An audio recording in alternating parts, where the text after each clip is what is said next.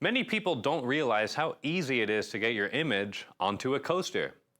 Whether you're looking for a fun hobby or starting a business, we'll show you what you need and how to do it with Epson desktop dye sublimation technology. In order to get your image onto these coasters, here's what you need.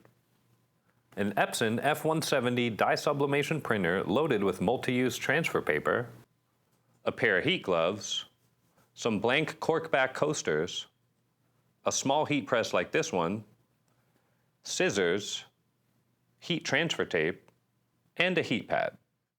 Once you have the finished design for your coasters, this is how to send them to the F170 printer.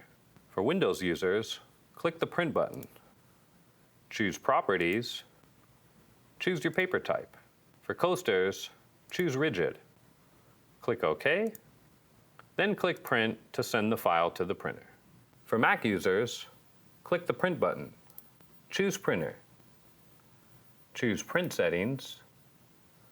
Choose your media type. For coasters, choose Rigid. Click Print, and click Print again to send the file to the printer. And now let's trim out each individual corkback coaster print. So first thing that we need to do to get our coaster ready is peel away the protective plastic layer. Once we've done that, simply flip over the coaster, line it up, tape it in place, and now we're ready to press it. Be sure to put on your heat gloves as the item will be very hot. Once you've done that, simply peel the paper away and you're done.